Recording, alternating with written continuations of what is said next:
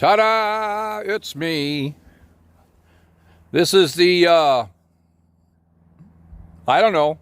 upteenth channel blog. Whole bunch of them anyway. Yeah, I was going to talk about Christmas, but can't talk about Christmas. I don't have the Christmas tree in the background.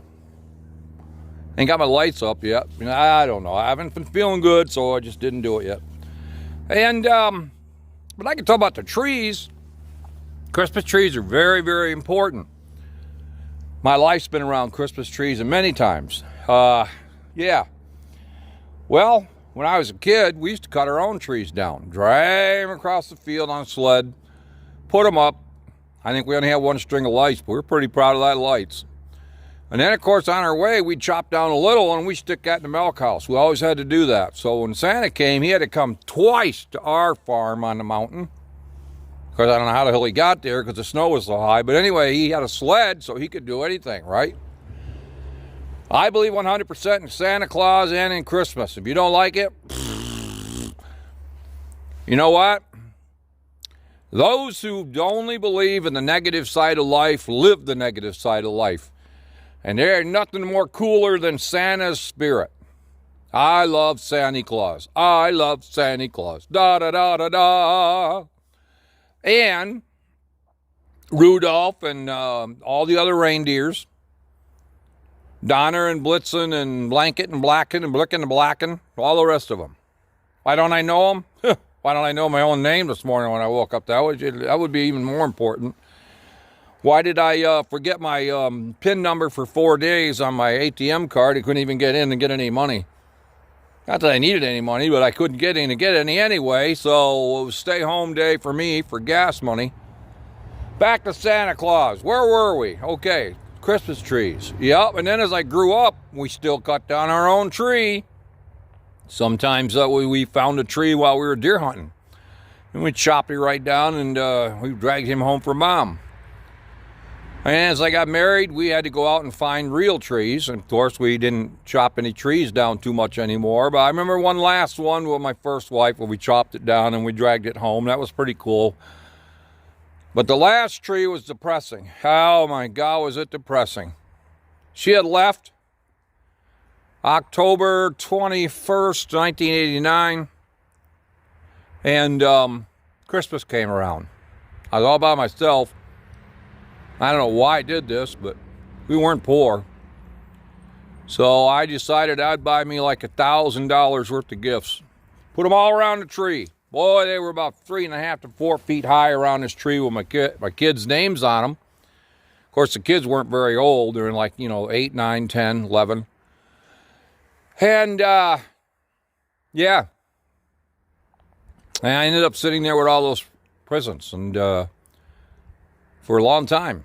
Just staring at that tree, and what I had was a family, and now I didn't. Life's a bitch, ain't it? In the old days, I used to say life's a bitch, and then you die, but that was in the old days. Now I don't do the die part anymore. I just say life's a bitch, and then you get over it, move on. That's what I think. So anyway, where were we? All right, so now my second wife and my girlfriend. We used to go out again and get our own tree. That was cool. I liked it. I remember my second wife, Lacey. She had never done that, and she thought that was the greatest thing. So I brought a saw, and we went up in the woods, and we went to this Christmas tree place this time. And they said, get up there and cut one. And I said, okay. Well, my God, we were there for it seemed like forever. And a blizzard, cold. And I said, so what is the hell are we still waiting for this to cut a tree down for? And because we're probably, 200 yards away from the barn. And she said, I'm looking for a special tree. And I said, all right. So I just put my hands in my pockets and kept on moving forward behind her with a saw. And finally she said, that's the tree. I looked at it and it didn't look like a Christmas tree to me, but I said, fine. So I crawled underneath it in the snow, and of course, when the tree fell down, all the snow on it came down and drowned me with snow. Now it was a lot more colder. And by that time we got back and got the tree tied up and in the truck and went home, I was tired of cutting trees. So when we got home, got the tree up, It was beautiful. It only had one good side that was any good, but that's the side she'd seen, and that's the side she loved. So, hey, I'm getting somewhere with this story. So basically, what happens? Well, after Christmas, we're ripping on down the road, and I seen where they were selling Christmas trees all, the last month. And I said to her, I said, that's a lot of trees they left there they didn't sell. And she said, those are the something trees. Some cartoon character. I can't remember what it is now. God, I hate it when I do that. Well, anyway, then I realized why it took her so long to find that tree. And then every time after that, we always went looking for the trees that nobody else would buy. Something brown. I don't know. Well, anyway, she had a name for him, and we went and looked for trees that nobody else would buy, and they always gave us a great deal because nobody was going to buy them. And Charlie Brown trees, is that what it was? I'm not sure. But anyway, I was very impressed with the fact that we were looking for trees that nobody else would buy, and we always did that. Well, now I got a tree, artificial tree.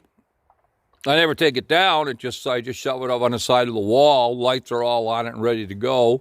I don't unpack it. I don't pack it back up in no box or nothing. It just sit there through the summer so I can look at him every once in a while. And like I said, I love Christmas, everything about it. The Christmas trees, the lights, the music, what the hell is there to not like about Christmas?